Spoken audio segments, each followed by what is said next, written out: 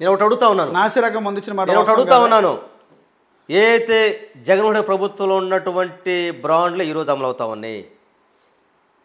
మార్చి నుంచి ఇప్పటి వరకు ఏ అయితే మీరు నూతన మద్యం పాలసీ తీసుకున్నంతవరకు దాదాపు 4 నెలలు అదే మందు కదా, అదే బ్రాండ్లు కదా, ఎంతమంది జరుపు లెక్కలు తీసి చెప్పండి.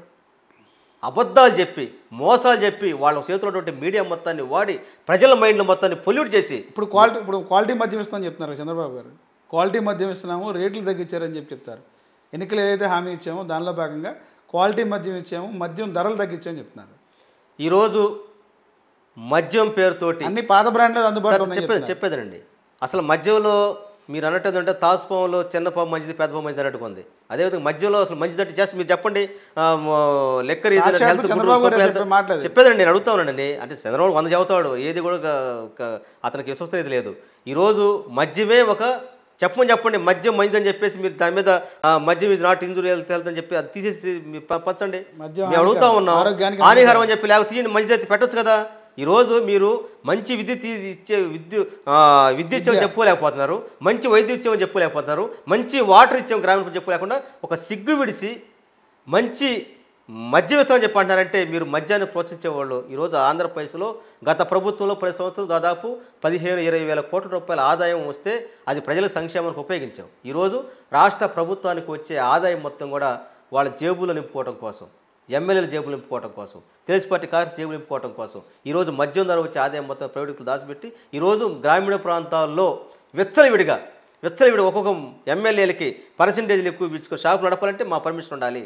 ఎవరన్నా బయట వేరే పార్టీ వాళ్ళకి వస్తే వాళ్ళని బలంతరం గుంజుకొని వాళ్ళకి ఒత్తిడి పెట్టి వాళ్ళ కాడ పర్సెంటేజ్ తీసుకొని ఈరోజు గ్రామీణ ప్రాంతంలో మంచిలు దొరకలేవు కానీ బెల్ట్ షాపుల రూపంలో లెక్కనటువంటిది విచ్చలవిడిగా పరిస్థితుల నుంచి ఈరోజు మొత్తం ఆడపిల్లల మీద మద్యం మొత్తులో తండ్రి పిల్లల కూతురు మీద అత్యాచార పరిస్థితి ఈరోజు మనం చూస్తూ ఉన్నాం. మద్యం మొత్తులో యాక్షన్లు జరుగుతూ ఉన్నాయి. ఈరోజు మద్యాన్ని స్ట్రీమ్లైన్ చేసి మద్యం ధర వచ్చే ఆదాయాన్ని ప్రభుత్వాన్ని గండికొట్టి తెలుగుదేశం పార్టీ వాళ్ళు దోసుకోవడం కోసం నూతన విధానంతో ఈరోజు మొత్తం ముందుకెళ్ళినటువంటి పరిస్థితిలో చంద్రబాబు 40 సంవత్సరాల రాజకీయాన్ని అసలు ముఖ్యమంత్రి అనేటువంటిదని ఒక మంచి ప్రభుత్వం అనేటువంటి ఫెయిల్ అయిపోయి మంచి మద్యం విషయం చెప్పుకోవడం చాలా సిగ్గుగా ఉన్నటువంటి పరిస్థితుల మధ్య ఈరోజు మనం మాట్లాడుకోవడం చాలా బాధాకరంగా ఉంది. ఇదే మీ వైఎస్ఆర్సీపీ పార్టీ సంబంధించి ఎవరైతే ఉన్నారో జగన్మోహన్ రెడ్డి గారికి అనుచరుడుగా ఉన్నటువంటి భారతీయ గారు పిఏగా చెప్పే వర్రా రవీందర్ రెడ్డి షర్మిల గారి గురించి కానీ సునీత గారి గురించి కానీ వ్యక్తిగతంగా ట్రోల్ చేశారు, వారి వ్యక్తిగత హననం చేశారని ప్రధాన ఆరోపణ. అలా చేయడం కరెక్టేనంటారా?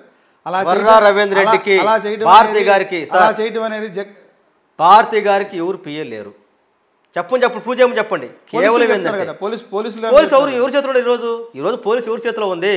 చంద్రబాబు నాయుడు చేతిలో ఉండి వాళ్ళ ఇష్టానుసారంగా రెడ్ బుక్ రాజ్యం అమలు చేస్తూ వాళ్ళు అనుకున్న వాళ్ళ మీద కక్షపూరిత రాజకీయాలు చేస్తున్న క్రమంలో కదా మీ డిప్యూటీ సీఎం చెప్పింది ఆంధ్రప్రదేశ్ ల్యాండ్ ఆర్డర్ ఫెయిల్ అయిపోయిందని.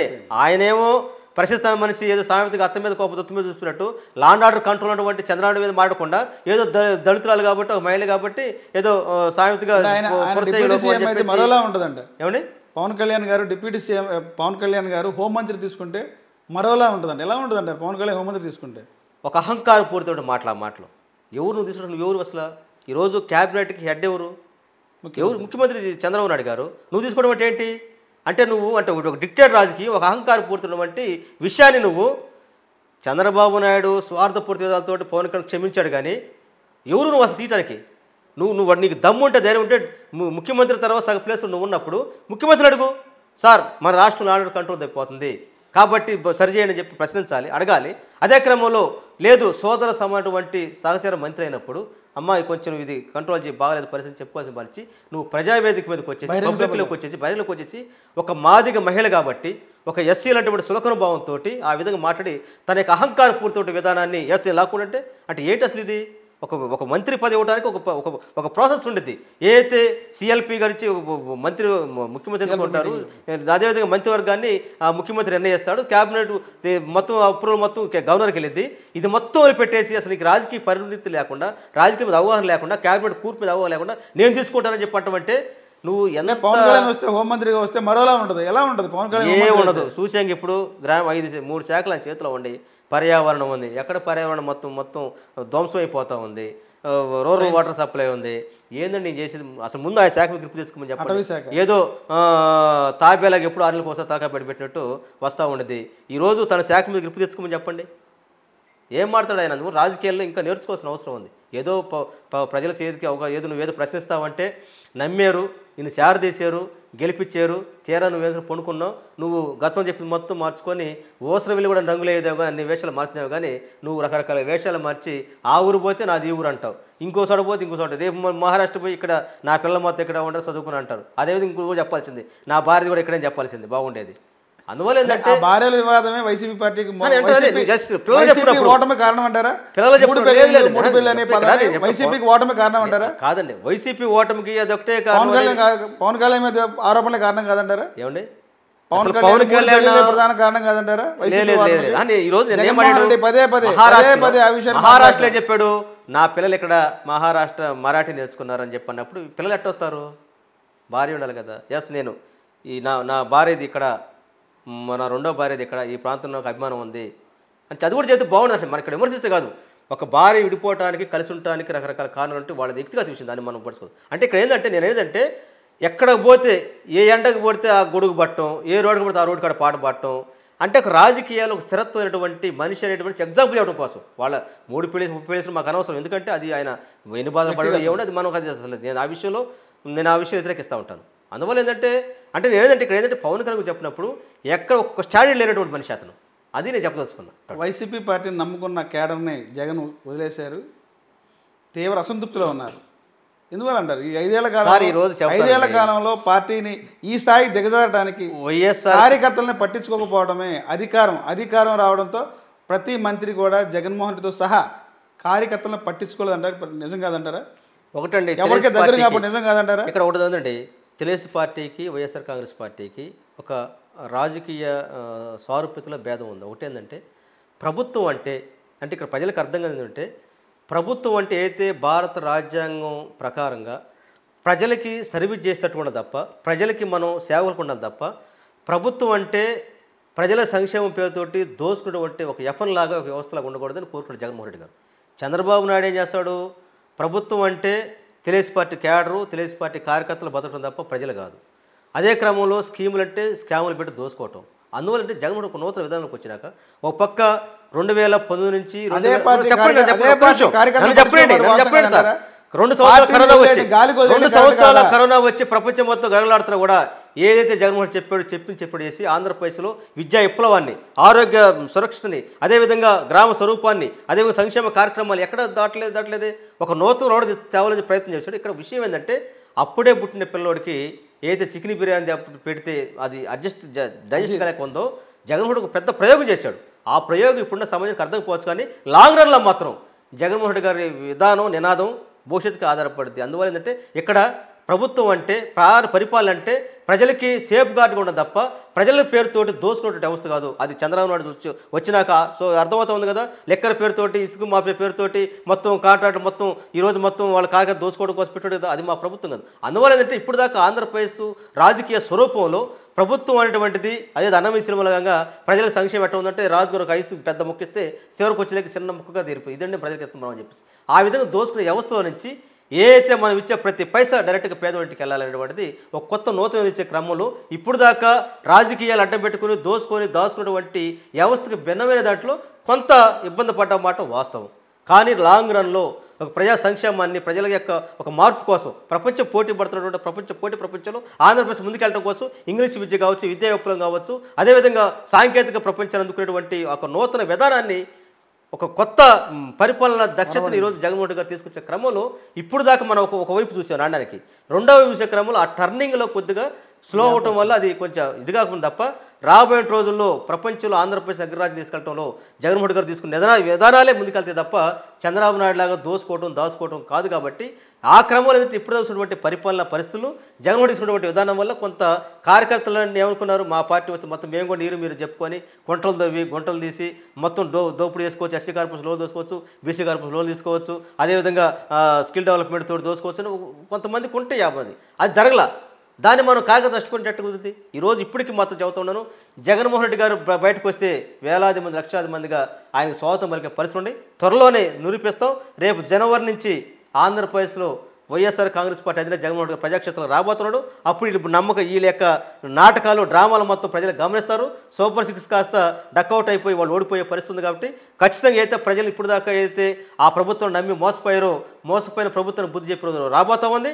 అదే క్రమంలో మరోసారి మనం పాలిచ్చే గేదెని తెచ్చుకోవాలి తప్ప పాలిచ్చే గేదెని పోగొట్టుకొని దున్నపో తీసి కట్టేసినట్టుగా ఈ విధానం మనకు వద్దని చెప్పేటువంటి బుద్ధి చెప్పే రోజులు రాబోతా ఉన్నాయి. గత 5 సంవత్సరాల్లో ముఖ్యమైన పదవుల్లో అనుభవించినటువంటి నాయకులు ఈ రోజున అధికారం కోల్పోయిన తర్వాత ఎక్కడ అడ్రస్ లేదు. ఏమైపోయారు ఈ నాయకులంతా? సార్, రాజకీయాల్లో గుర్తుపెట్టుకోండి, రాజకీయ నాయకులు కొంతమంది వస్తూ ఉంటారు, పోతూ ఉంటారు. ఈ పార్టీ ఒకటి వ్యవస్థ చెప్పదలుచుకున్నాం. వైఎస్ఆర్ కాంగ్రెస్ పార్టీ జగన్మోహన్ రెడ్డి గారి ఒక కడుగుతో ప్రయాణం మొదలైంది. ఆ రోజు తన తల్లి మాత్రమే ఆ రోజు బయటకు వచ్చారు. ఆ తర్వాత అనేకమైనటువంటి పోరాటాలతో అనేకమైనటువంటి సంఘర్షణల మధ్య వైఎస్ఆర్ కాంగ్రెస్ పార్టీ జగన్మోహన్ రెడ్డి గారి చెమట సుక్కలతోటి వైఎస్ఆర్ కాంగ్రెస్ పార్టీ ఏర్పడింది. ఆ క్రమంలోనే ఒకసారి 15 సీట్లో నుంచి 63 సీట్లకు వచ్చి ప్రతిపక్షాలు అదే క్రమంలో ఈ రోజు ఏంటంటే నాయకులతో వస్తూ ఉంటారు, పోతా ఉంటారు. అవినీతితో పుట్టిన పార్టీ అవినీతి గురించి మాట్లాడడానికి ఎవరు హక్కు ఉందని చెప్పండి. ఈ రోజు చంద్రబాబు నాయుడు అవినీతి గురించి మాట్లాడే హక్కు ఉంది కానీ నేను అడుగుతా ఉన్నాను.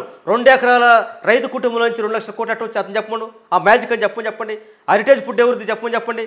అసలు అవినీతి గురించి చంద్రబాబు చెబుతుందంటే దెయ్యాలు వేదలో నుంచి ఎస్ జగన్మోహన్ రెడ్డి గారు వాళ్ళ తాతల కానించాయి ఐటీ రిటర్న్స్ కట్టుకుంటూ వచ్చినట్టు కుటుంబం అది. నీలాగా మా నాన్న 2 ఎకరాల పొలం నుంచి 2 లక్షల కోట్లకు వచ్చి చెప్పేసి మీ కొడుకు పుట్టుకతోటే 150 కోట్లతో 200 కోట్లు వచ్చాడు కదా. అందువల్ల అవినీతి గురించి నీతి గురించి చంద్రబాబు నాయుడు గారు మాట్లాడుతుంటే నేతి లేసేందుకు ఉంది. కాబట్టి ఆయన 33 కేసులను స్టేలు తెచ్చుకొని పరిపాలన చేస్తున్నట్టు మనిషి ఆయనండి మాట్లాడేది. త్వరలో జగన్మోహన్ రెడ్డి జైలుకి వెళ్తారంట, రెడీ అయినా? మాకేం జైలు కొత్త కాదు. వీళ్ళు జనాన్ని స్కాములకి నిరూపించండి. 6 నెలలు అవుతుంది మీరు వచ్చి. మీరు నిరూపించండి. మీరేదో అసెంబ్లీలో కమిటీలు హౌస్ కమిటీ మీకు దమ్ము ధైర్యం ఉంటే జ్యుడిషియల్ ఎంక్వైరీ లేపించండి. మీరు ఏంటంటే అసెంబ్లీలో హౌస్ కమిటీ మీ చేతుల్లో కదా, మీరే కదా చెప్పేది. అంటే మీరు సర్టిఫికేట్ తీసుకుని సరిపోద్దా? మీరు చేసుకుంటే సరిపోద్దా? మీరు ఈరోజు మొత్తం కూడా కేంద్రంతో ఉన్నారు కదా, మీరు కేంద్ర ప్రభుత్వం మీరు కూడా భాగస్వాములు కదా. మీకు దమ్ము ధైర్యం ఉంటే మన తిరుపతి లాంటి విషయంలో కల్తీ గురించి సుప్రీంకోర్టు ఏదైతే సిబిఐ ఎంక్వైరీ చేసిందో ఆ విధంగా మీరు కూడా అడగొచ్చు కదా. మీరు ఇప్పటివరకు ఏదైనా ఒకటి ప్రూవ్ చేశారా? మీరు చెప్పారు కదా మీ మనోహర్ మా శాఖ మంత్రి అక్కడ తనిఖీలు చేసి చూడక హడావుడి చేశారు కదా. నిన్నగాక మన పేపర్ రాసింది కదా బియ్యం మొత్తం కూడా పక్కన రాష్ట్రంలో పడుతుందని చెప్పేసి. మీరు మా ప్రభుత్వం విమర్శించారే. మరి మీరు చేసింది ఈరోజు 6 నెలలు అయితే కూడా మీరు కట్టడి చేయలేకపోయారు కదా. ఏ డేటా మీరు కట్టే చెప్పండి.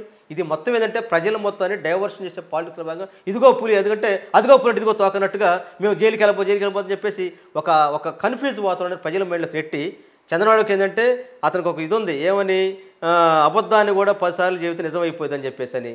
అందువల్ల ఏంటంటే గ్లోబల్ అనేటువంటి ఒక పెద్ద ఆయన ఉండేవాడు, ఎవరు ఉండేట ఒక ప్రచారాన్ని ప్రజలకు పెట్టేటువంటి దాంట్లో 6 తింటు మనిషి కాబట్టి ఇదిగో అరెస్ట్ అయిపోతుంది కొట్టిది ఏంటంటే ప్రజలు డైవర్ట్ చేయడంలో 6 తిట్టు. కాబట్టి ఒకటి మాత్రం వాస్తవండి, జైలుకి వెళ్ళినా ఇంకోటికి వెళ్ళినా మాకేం కొత్త కాదు. మా నాయకుడు అసలు అంత పెద్ద అధికారంలో జాతీయ కాంగ్రెస్ పార్టీ అధికారంలో ఉన్న పార్టీని వ్యతిరేకించినటువంటి మగోడు అతను. నీలాగా భయపడి పారిపోయి పిరిగి పంద కాదు. అందువల్ల ఏంటంటే మేము ఎక్కడ కూడా రాజీ పడం. వాళ్ళకి తెలుసు మా బలహీనత తెలుసు. ప్రజల పక్షాన్ని ఇప్పుడు జగన్మోహన్ రెడ్డి ఉన్నారు, ప్రజల బలం జగన్మోహన్ రెడ్డి గారికి ఉందని వాళ్ళకి తెలుసు. కాబట్టి అందుకని ఏంటంటే బలహీనం చేయడం కోసం మా యొక్క సైన్యాన్ని దెబ్బతీయడం కోసం అనేటువంటి అస్త్ర సన్యాసాలు ప్రయోగిస్తూ ఉన్నారు. అవి మొత్తం కూడా పక్కెళ్ళిపోతే ప్రజాక్షేత్రంలో మళ్ళీ రేపు నిలబడితే మొత్తం మేమే.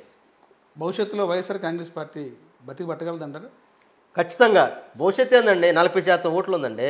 అంటే ఇప్పటికే పార్టీ నుంచి అధికారంలో ఉన్నటువంటి ఎవరైతే ఉన్నారో గుర్తుపెట్టుకోండి, పార్టీ మారుతారు. గుర్తుపెట్టుకోండి, వైఎస్ఆర్ కాంగ్రెస్ పార్టీ జగన్ గారి యొక్క ఇమేజ్ తోటి, జగన్ గారి యొక్క కష్టంతో, జగన్ గారి యొక్క నిబద్ధతోటి, జగన్ గారి యొక్క చెమట సుక్కలతోటి పార్టీ ఏర్పడింది. ఆ వైపు వెళ్తూ ఉండేది.